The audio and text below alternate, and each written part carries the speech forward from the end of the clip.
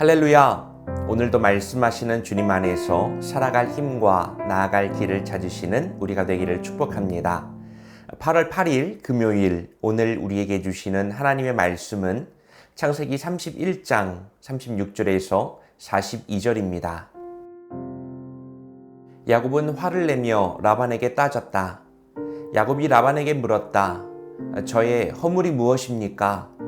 제가 무슨 죄를 지었다고 불길처럼 달려들어서 저를 따라오신 것입니까?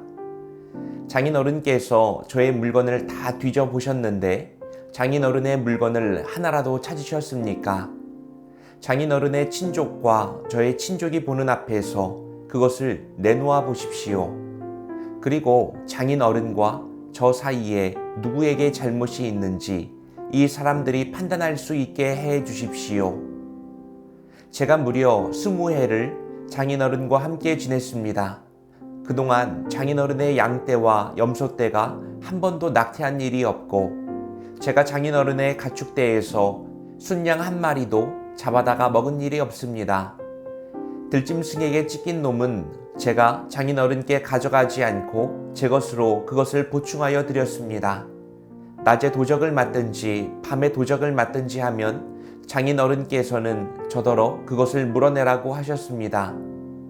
낮에는 더위에 시달리고 밤에는 추위에 떨면서 눈붙일 겨를도 없이 지낸 것, 이것이 바로 저의 형편이었습니다. 저는 장인어른의 집에서 20해를 한결같이 이렇게 살았습니다. 두 따님을 저의 처로 삼느라고 10년하고도 4년을 장인어른의 일을 해드렸고 지난 6해 동안은 장인어른의 양떼를 돌보았습니다. 그러나 장인어른께서는 저에게 주셔야 할 품삯을 10번이나 바꿔치셨습니다. 내 조상의 하나님, 곧 아브라함을 보살펴 주신 하나님이시며 이삭을 지켜주신 두려운 분께서 저와 함께 계시지 않으셨으면 장인어른께서는 저를 틀림없이 빈손으로 돌려보내셨을 것입니다. 그러나 하나님은 제가 겪은 고난과 제가 한 수고를 몸소 살피시고 어젯밤 장인어른을 꾸짖으셨습니다. 자, 라반의 추격과 수색이 끝난 후에야 야곱은 드디어 굳게 닫았던 입을 열었습니다. 제가 도대체 무슨 잘못을 했습니까? 지난 20년간의 억울함이 쏟아져 나오는 겁니다. 이 반응은 단순한 화풀이가 아니라 자신의 지난 삶을 돌아보는 회고록과 같습니다. 자신의 진실한 고백이었어요. 야곱은 라반을 향해 자신이 그동안 해왔던 삶의 모습을 열거하기 시작합니다. 가축을 한 마리도 잃지 않았고 들짐승에게 찢긴 가축은 자신의 것으로 보충했고 낮에는 더위와 밤에는 추위 속에서 잠도 제대로 자지 못했던 고단했던 세월들을 이야기하죠. 특히 10번이나 품삯을 바꿔치기 한 라반의 불공평함 속에서도 묵묵히 자신은 하나님을 바라보며 버텨왔음을 고백합니다. 이 모든 고백의 절정은 마지막 구절에 있습니다. 야곱은 이 모든 어려움을 견딜 수 있었던 이유가 조상의 하나님, 곧 두려운 분께서 함께 하셨기 때문이라고 고백하죠. 만약 하나님이 함께하지 않으셨다면 자신은 빈털터리로 쫓겨났을 것이라고 말하면서 자신이 겪은 모든 고난과 수고를 하나님이 알고 계셨다고 증언합니다. 야곱의 이 외침은 단순히 나 억울하다 이런 토로를 넘어서 험난했던 삶 속에서 자신을 지키신 하나님을 향한 신앙 고백이었어요. 그리고 그의 지난 시간이 사람 앞에 서 있던 시간이 아니라 하나님 앞에서 반응했던 치열한 여정이었음을 말하고 있습니다. 자, 오늘 말씀을 통해서 우리는 무엇을 깨달을 수 있을까요? 첫째는 억울하고 불공평한 일을 당할 때도 정직해야 하는 이유는 무엇일까요? 여러분, 사실 오늘 이 말씀을 읽는데 좀 화가 났습니다. 처음에는 내 피부치라고 반겨주더니 이렇게 부려먹을 수가 있습니까? 제 외삼촌 생각도 나고 또 내가 이런 일들을 겪게 되면 버틸 수 있을까? 질문도 해보게 되었습니다.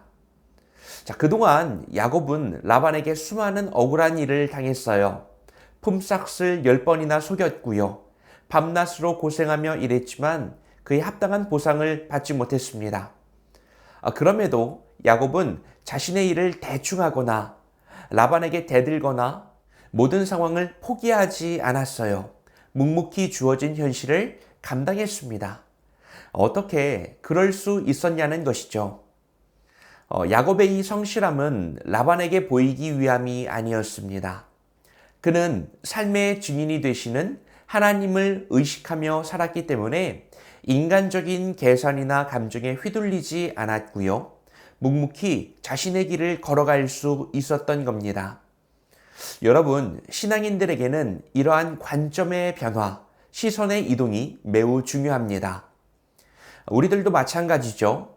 우리는 종종 내가 이렇게 열심히 해봤자 알아주는 사람도 없는데 이렇게 생각을 하게 됩니다. 누군가가 자신의 공을 가로채거나 또는 가족을 위해서 헌신했지만 돌아오는 것은 희생을 당연시하는 모습을 만날 때도 있습니다. 이럴 때 우리는 분노하죠. 자, 하지만 오늘 말씀을 통해서 우리가 기억해야 할 것은 우리의 성실함과 수고는 결국에 사람에게 보이기 위해서 행한 것이 아니라 하나님 앞에서 진실하게 살아가는 과정이다 라는 것을 기억해야 합니다. 오늘 나의 삶이 하나님 앞에 있다는 거예요. 코람데오. 자, 지금의 상황을 알고 계시는 하나님께서 오늘도 두 눈 시퍼렇게 뜨시고 나를 바라보고 계시고 하나님의 때에 하나님의 방법으로 보응해 주실 것이다 라고 하는 신뢰가 필요한 것이죠. 우리들의 모습을 돌아볼 수 있기 원해요. 오늘 나의 삶은 주님 앞에 서 있습니다. 나를 둘러싸고 있는 많은 상황은 사람 앞에 서 있는 것 같지만, 그리고 환경 앞에 노출되어 있는 것 같지만 우리의 중심은 하나님 앞에 서 있습니다. 이 사실을 기억한다면 조금 다른 반응을 보일 수 있지 않을까 싶습니다. 역시 신실하신 하나님을 향한 신뢰가 가장 중요할 겁니다. 자, 둘째는 어려움 속에서 나와 함께 하시는 하나님을 어떻게 발견하고 계시나요? 야곱은 20년이라고 하는 긴 세월 동안 라반의 속임수, 그의 착취 속에서 버텨야 했습니다. 하지만 그는 이 모든 고난이 하나님 없는 고통이 아니었음을 고백해요. 오히려 이 고난의 시간이 바로 하나님께서 자신과 함께 하셨다는 증거가 되었다고 말합니다. 마음이 뭉클합니다. 만약 하나님이 계시지 않았다면 그는 이미 오래전에 무너졌을 것이라고 말하고요. 자신의 지난 삶을 하나님께서 동행하셨다고 그의 역사를 재해석합니다. 여러분, 놀라운 고백 아닙니까? 우리의 사고방식을 완전히 뛰어넘고 있습니다. 나의 고난과 아픔이 곧 하나님의 살아계심이라고 증언하고 있는 거예요. 하나님이 살아 역사하시는 것을 어떻게 알 수 있느냐? 내가 겪은 말로 설명할 수 없는 20년의 세월을 봐. 그게 증거야. 우리도 야곱처럼 힘든 시기를 지나갈 수 있어요. 아무리 기도해도 응답이 없는 것 같고 상황은 나아질 기미가 보이지 않아 지칠 때도 많습니다. 그때 우리는 쉽게 하나님은 왜 나를 외면하시나 라고 생각하게 됩니다. 하지만 오늘 야곱의 고백을 통해서 우리는 새로운 시각을 얻습니다. 우리가 겪고 있는 고난 자체가 하나님이 우리와 함께 계심을 증명할 수 있는 시간이 된다는 거예요. 힘든 상황 속에서도 우리가 완전히 무너지지 않고 버텨내고 있다면 그것이 나의 힘이 아니라 나를 지키시고 붙드시는 하나님의 은혜 덕분이라는 고백입니다. 고난의 터널을 지나온 이후에 야곱처럼 그때 하나님이 나와 함께 하셨구나. 그래서 내가 모든 시간을 견딜 수 있었구나. 그것이 곧 하나님의 살아계심이구나. 고백하고 선포할 수 있는 우리가 되기를 바랍니다. 나의 모든 아픔과 눈물을 알고 계시는 하나님을 신뢰할 때 우리는 어떤 고난도 이겨낼 수 있는 힘을 얻게 될 것입니다.